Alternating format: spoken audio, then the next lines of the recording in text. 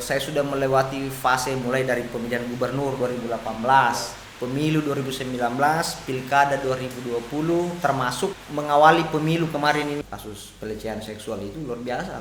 Blitar ini kan apa? Jantungnya Sulawesi atau hutan terakhir yang ada di Sulawesi.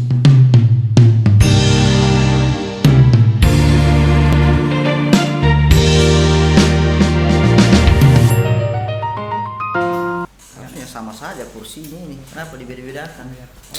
Mau begitu juga? Tamu adalah raja. Ya, ada. Oke.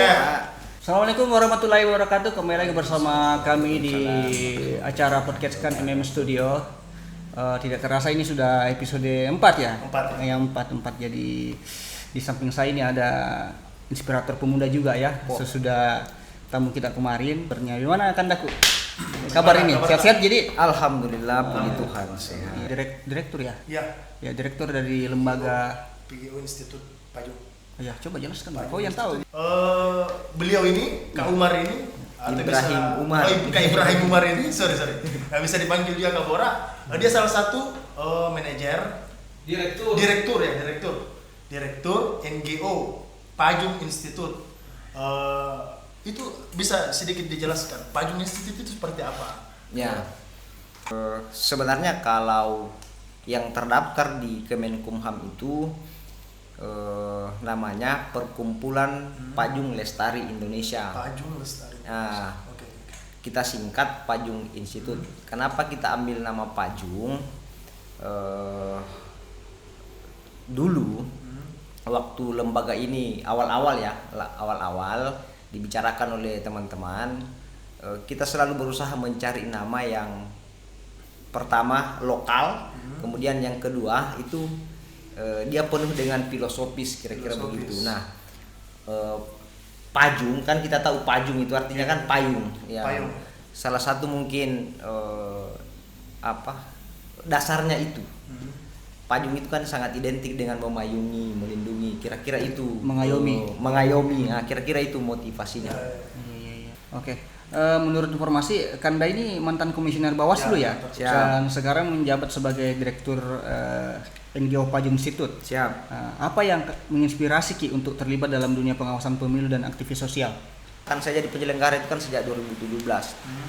Kita sudah saya sudah melewati fase mulai dari pemilihan gubernur 2018, pemilu 2019, pilkada 2020, termasuk mengawali pemilu kemarin ini di 2024. Kan ini berangkat dari aktivitas saya yang sebelumnya, sebelumnya kan setelah selesai dari bangku kuliah sempat juga ngajar kurang lebih 2 tahun ngajar di kampus di Palopo. Setelah itu ikut seleksi jadi anggota Panwaslu dulu awalnya. Ya, tahun 2017-18. Kemudian ikut seleksi di tahun 2018, lolos jadi anggota Bawaslu sampai 2023, ya 2 tahun yang lalu. Nah, kira-kira apa yang memotivasi? Sebenarnya kan berangkat dari pertama mungkin karena kita bergaul ya. Kita berangkat dari pergaulan. Karena saya memang banyak sejak dulu lah pasca dari kampus itu kan saya lebih banyak berinteraksi dengan teman-teman NGO atau pekerja-pekerja sosial atau organisasi masyarakat sipil ya. Ditambah mungkin selain pergaulan ya adalah sedikit bacaan-bacaan kita yang berkaitan dengan pemberdayaan masyarakat. Ada tidak sosok yang paling berpengaruh dalam perjalanan hidup tak dan karir tak sampai saat ini? Kalau berpengaruh sih kan itu berangkat dari apa yang kita lihat, apa yang kita dengar, apa yang kita rasakan. Sekira banyak lah, itu sangat banyak. Tapi kalau untuk ditanya siapa sosok atau yang masih hidup ya kira-kira. Kalau untuk bicara tentang atau wacana tentang keindonesiaan, bicara tentang keislaman, ini tokohnya masih ada sih, masih hidup sampai sekarang. Dan buku-bukunya tentang Pancasila dan kebangsaan itu juga bisa dibaca. Yang namanya Yudi Latif. Yudi Latif. Kemudian kalau dari Filsuf ada juga masih hidup, ada namanya Karni Supeli. Filsuf perempuan ya, filsuf perempuan. Kemudian apa lagi? Ada juga yang dosen filsafat di UGM itu. Kenal? Hah? Ya. Kenal ya? Anda juga saya. Yang banyak justru ini menarik, teman-teman juga bisa. yang pahlawan dari Aceh mungkin juga itu menginspirasi itu. Siapa itu? Masalah cutnya dia. Bukan. Nah ini kan dah, mau Kak Jo tanya gini. Kan kita itu sering lihat pakai sarung dalam beraktivitas. Bisa ceritakan alasan Iseng saja. Oh, nyaman. Ya, Nah, iseng nyaman saja. pakai sarung, ya. Iseng. Itunya Kan tidak keram. Saya menggunakan yang interest menggunakan sarung itu Iya. kurang lebih 3 tahun terakhir Ya, kalau betul, tidak betul, salah. betul, Nah, Oke. justru di awal-awal itu justru malah ekstrim. Ya, Om Culi dan Om Isang. Justru malah ekstrim setiap hari. Tapi belakangan ini saya berusaha menyesuaikan. Maksudnya menyesuaikan itu kalau untuk acara resmi enggak lah. Oh, enggak lah, enggak pakai sarung. Ya. Enggak kayak vokalisnya dulu ya, apa? 5 minutes. Minutes. Ya, dulu kan pakai sarung tuh. Ya, awal-awal. belakangan ini saya tetap menyesuaikan lah. Tapi kalau untuk misalnya kalau untuk hanya datang cerita atau ngopi atau apa, saya biasanya menggunakan sarung.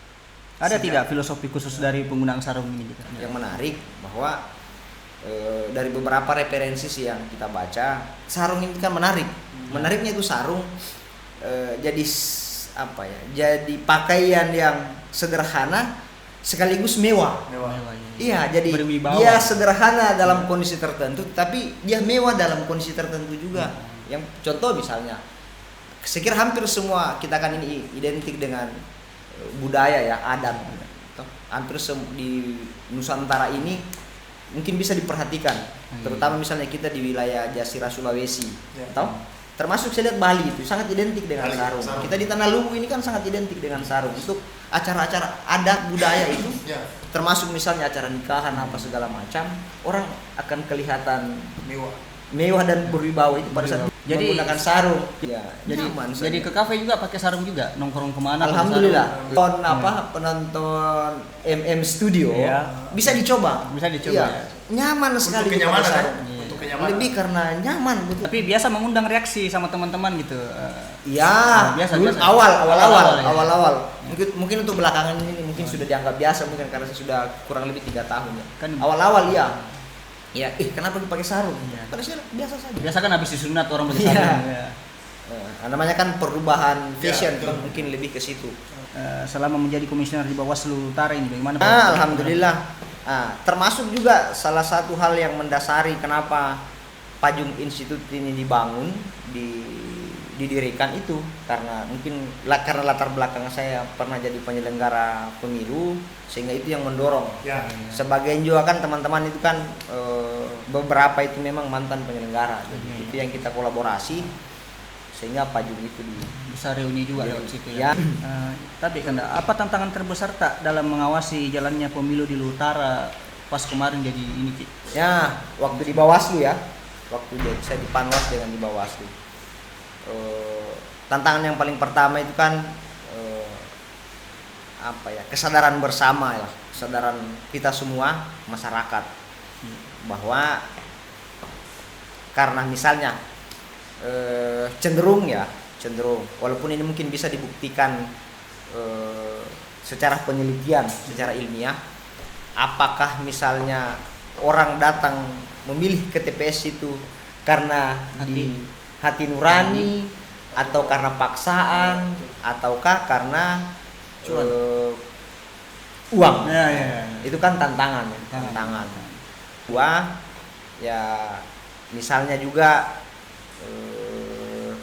politisasi birokrasi itu juga ada sedikit mempengaruhi sehingga, tapi kan pada prinsipnya sebenarnya kalau bicara tantangan, selama kita mampu berkoordinasi dengan seluruh elemen, ya stakeholder, kelompok pemerintah, kelompok masyarakat, saya yakin dan percaya proses itu bisa dilalui.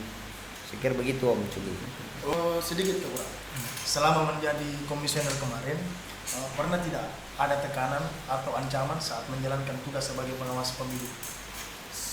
Saya kan jadi penyelenggara kurang lebih 6 tahun ya. Alhamdulillah. Betul. Sampai selesai di bulan 8 2003 itu alhamdulillah. Dan jadi penyelenggara itu kan kita punya teman yang sangat luar biasa. Betul. Ya, itu. Kemudian yang kedua, bagaimana kita berperan walaupun mungkin kesannya sedikit lah kira-kira, tapi kita bisa memberikan manfaat atau pendidikan atau sosialisasi atau penyadaran kepada masyarakat atau ya mungkin kelompok masyarakat yang paling skala kecil misalnya di desa atau di tingkat bawah, bahwa bagaimana sih mestinya itu demokrasi yang berkeadilan, demokrasi yang ya memang bisa diterima di semua kalangan. Bagaimana menurut Tak melihat kualitas demokrasi dan pemilu di Luta saat ini? Kalau penglihatan saya secara pribadi, alhamdulillah semakin kesini semakin ada peningkatan lah, ada kualitas yang mengarah ke kualitas demokrasi yang sudah lebih baik dibandingkan yang sebelumnya. Ya, kalau pengamatan saya sih seperti itu. Kayaknya dari tadi kayaknya terlalu caku ya. Gimana kalau kita minum dulu dong? Oke. Tapi kan ini bawa sponsor. enggak, ya sebenarnya ini bukan sponsor sih, kayak Kamasi lihat kayak begitu. Iya, begitu. Jadi saya kasih Terima kasih Om. Siapa lagi? Titik bagi. Ya terima kasih Titik Bagi, ini kopinya Titik Bagi nih Om. Kasih tamu. Jadi sekarang ini mau Om Ilham. Terima kasih Lam. Iya, kasih Ilham. Kopinya yang terus mengalir ke MM Studio. Om kita juga ya suka minum kopi, maksudnya setiap hari minum kopi. Enggak juga sih. Cuman kan memang agak tergantung ya kalau Situasi kondisi lambung sudah, kalau kondisi lambung agak stabil ya kita konsumsi. Tapi saya belakangan ini saya agak kurang. Sekarang nongkrong di mana biasa kalau ngopi? Oh, Titik Bagi salah satunya. Bagaimana kopinya Om? Aman nih? Oh, luar biasa, keren lah. Oh iya. Sangat recommended lah ini Om Ilham. Aman nih untuk untuk sementara alhamdulillah. Iya. Mantap tahu yang Titik Bagi. Minum dulu, Bang.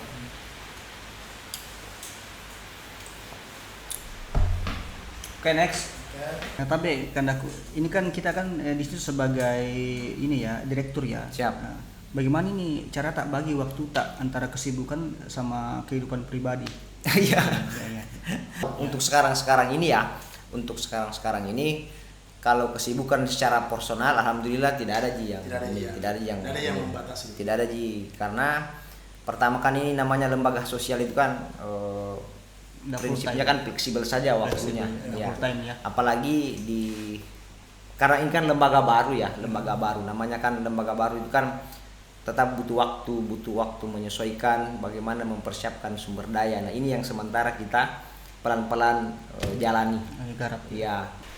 Tapi ini Kandaku, ini kan tadi kan kita sudah jelaskan beberapa penjelasan itu Pajung Institut ya. Siap. Kita bisa bahas lagi secara mendalam ini. Bisa jelaskan Kanda apa itu Pajung Institut?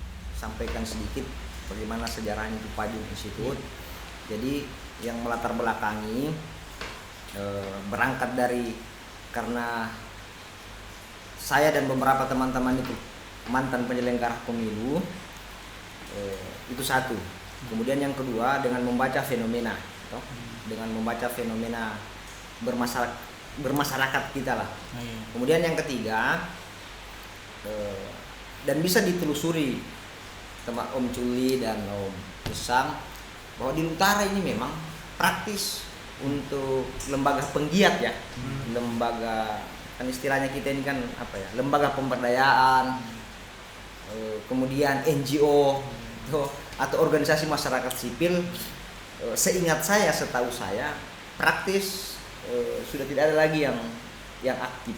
Ya, beda di beberapa, mungkin di 10 atau 15 tahun yang lalu mungkin ada beberapa senior kita yang aktif di bidang itu. Nah, dan itu juga yang mendorong kita. Harapannya kita kan ini Pajung ini menjadi seperti inilah kira-kira.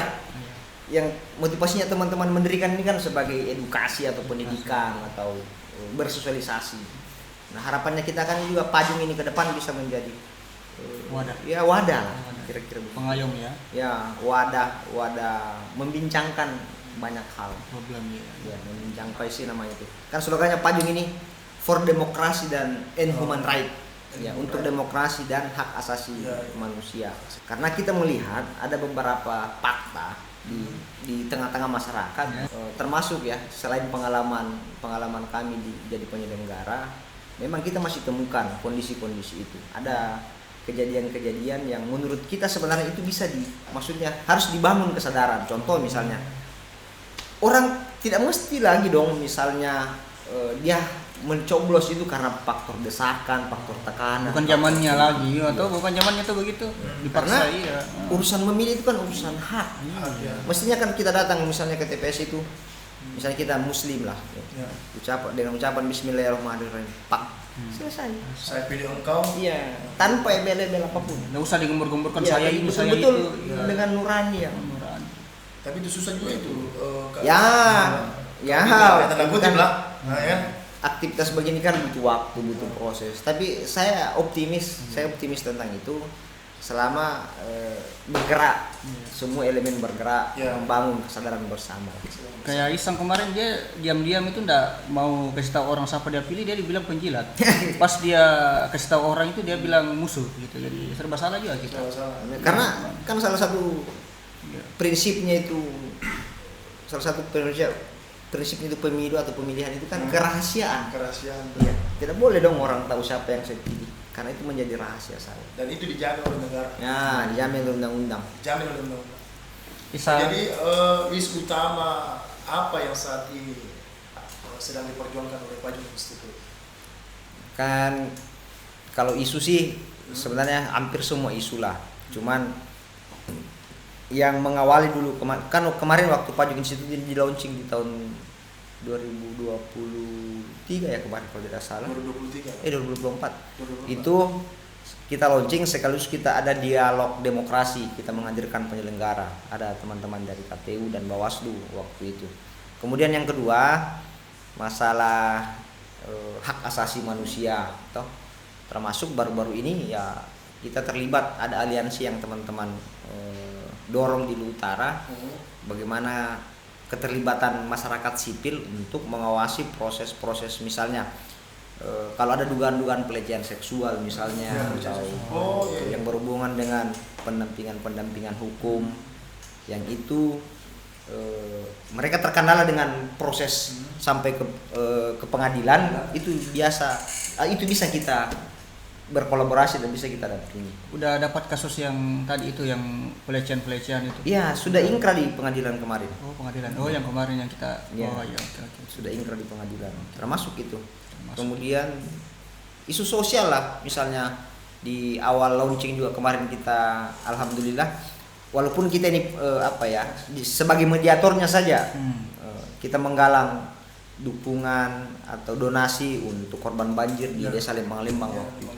Iya. Malang ke sana. Bagaimana responnya masyarakat terhadap keberadaan dan kegiatan Pajung Institute ini kandanya? Ya kalau untuk misalnya kayak bantuan sosial kemarin ya alhamdulillah.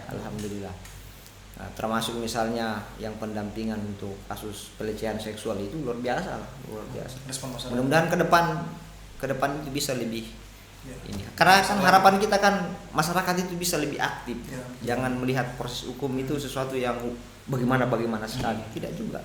Jadi apa tantangan terbesar dalam mengelola sebuah NGO seperti Pajung Institute ini? Wah iya.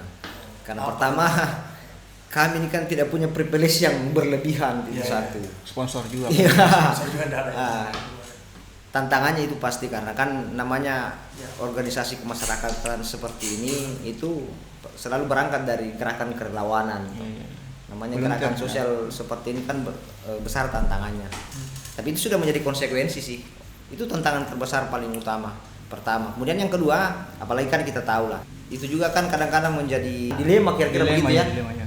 Misalnya kayak saya ini, pertama sudah berkeluarga apa dan segala macam, toh masuk ber-NGO begini kan, maksudnya kan kegiatannya ini kita tidak tahu, kita tidak tahu ke depan bagaimana dan segala macam. Ya, betul. Tetapi ya alhamdulillah karena selalu berangkat dari optimisme bahwa namanya kan kerja-kerja kemanusiaan itu kita yakin insya Allah. Apalagi tujuannya juga kan itu kan. Ya insya Allah ke depan Kerja akan sosial, ya. punya manfaat lah, kira begitu. Terus bagaimana peran pemerintah terhadap ini lembaga gitu? Kalau untuk sementara sih alhamdulillah kan termasuk kemarin itu pendampingan pelecehan seksual apa dan segala macam keterimaannya alhamdulillah untuk sementara ya, kita tidak tahu ke depan. Karena kan organisasi seperti ini memang dengan pemerintah itu kan mesti konstruktif istilahnya. Maksudnya dia selain dia kritis ya dia harus strategis. Ya, dia harus strategis. Maksudnya mitra strategis lah kira-kira begitu. Harus terintegrasi di. Ya. Bagaimana cara masyarakat terutama anak muda bisa berkontribusi atau terlibat dalam Pajung Institute ini? Sangat bisa Sangat bisa. sekali. Anggotanya berapa? Udah berapa? Hampir 20 lah kalau tidak salah. Lumayan banyak ya. Ya, hampir Iya. 20 orang. Kalau untuk misalnya berkontribusi apa segala macam, ya pastilah kita welcome dengan hal seperti itu. Karena memang ini kerjaan-kerjaan begini ya harus didorong sih kalau saya, supaya apa?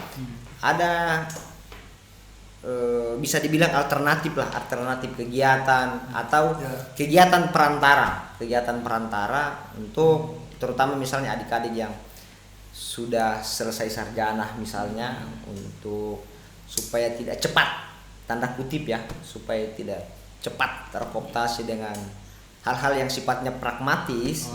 Salah satu mungkin ya ini sih, walaupun ini sangat subjektif penilaian saya, tetapi kita welcome lah dengan hal-hal seperti itu. Atau misalnya menjadi volunteer apa dan segala macam atau relawan, kita siap welcome dengan hal-hal seperti itu. Karena seberapa penting ini memasuki lembaga seperti ini? Kalau saya ditanya itu sangat penting ya, sangat penting. Karena kan saya kira teman-teman lah menyimak betul bagaimana perkembangan teknologi informasi hari ini. Toh, penilaian kita kan cenderung dampaknya itu kan sangat apa ya?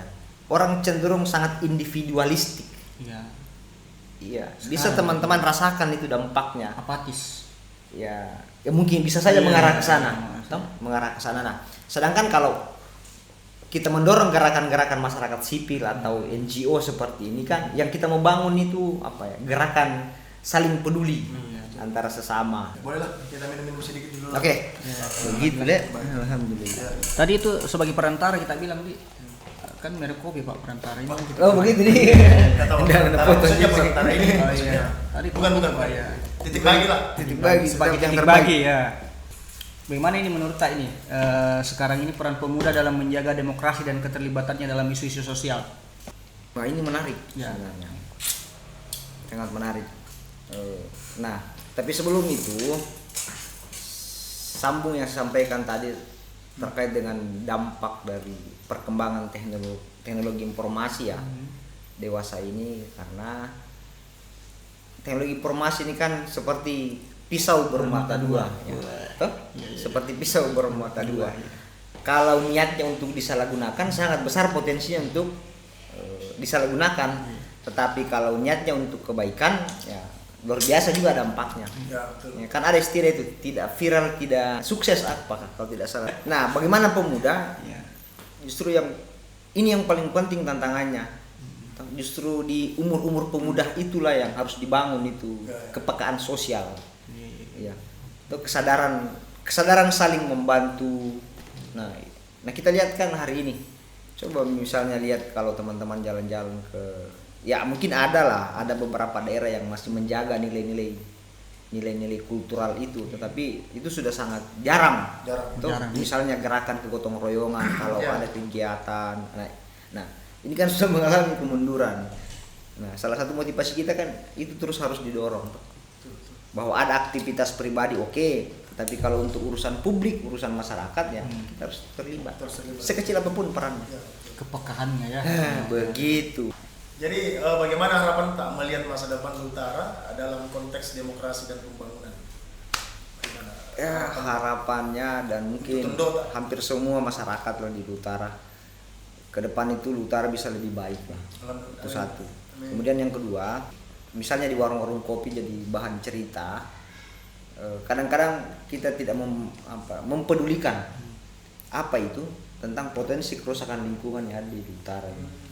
Karena kita tahu utara ini kan gunung kita ini, misalnya di Sulsel itu salah satu hutan yang terluas itu adanya di utara. Sampai ada istilah utara ini kan apa? Jantungnya Sulawesi. Atau hutan terakhir yang ada di Sulawesi. Nah, sedangkan di sisi lain, saya kira ini menjadi isu nasional ya teman-teman. Isu nasional bahwa bagaimana gerakan ini untuk membangun tambang dan segala macam. Jadi kan sasarannya pasti kalau bukan hutan ya daerah pegunungan dan segala macam. Nah, saya kira itu tantangan ke depan. Padahal kita tahu persis bahwa kalau hutan gunung itu diganggu ya suka tidak suka mau tidak mau pasti akan berdampak kepada Di hilir. yang daerah hilir. Daerah hilir. Oke, untuk teman-teman di rumah bisa Kanda kasih pesan bagi pemuda-pemuda di Luhut Utara terutama terkait demokrasi, hak asasi manusia dan lingkungan. Nah, ini penting ini.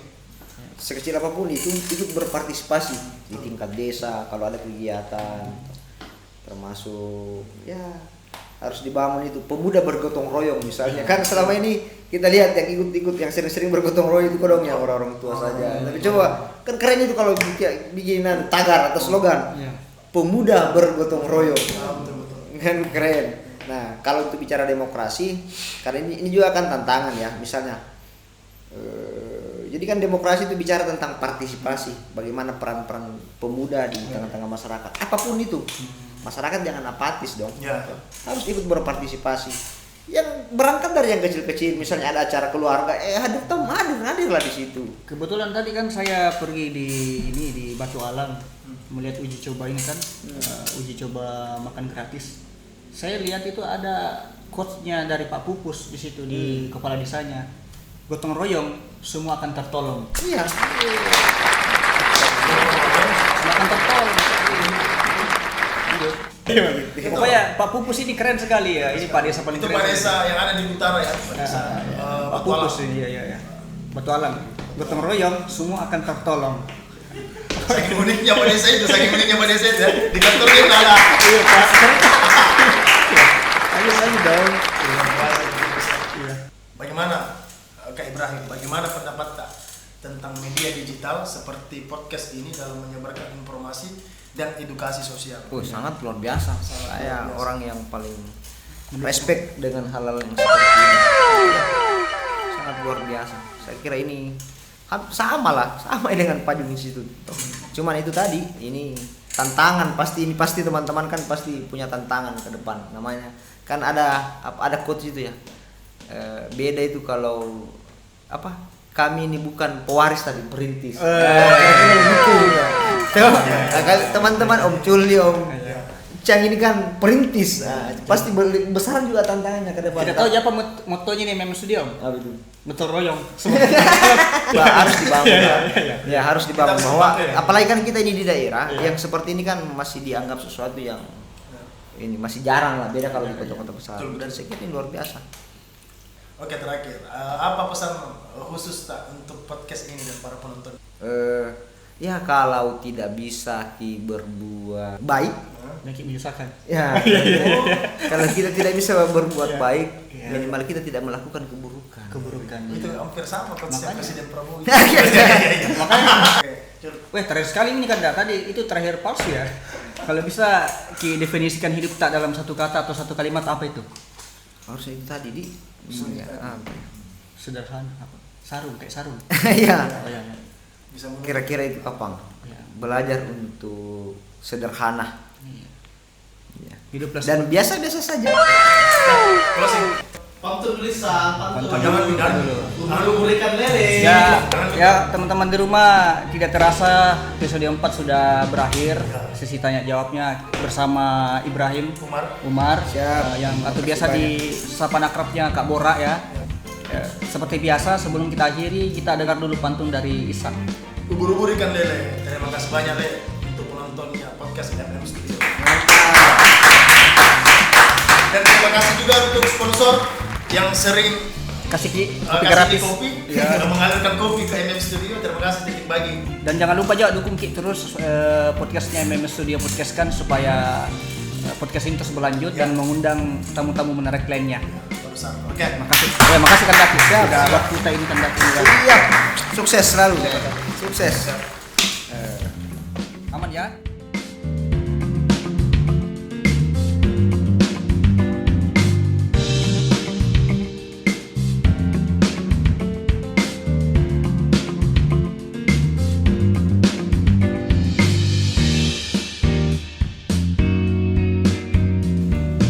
Tidak berat ini ya pembahasan.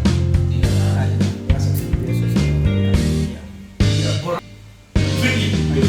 Oke, kita lanjut.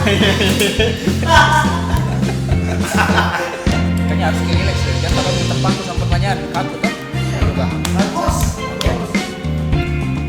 Kami ini akan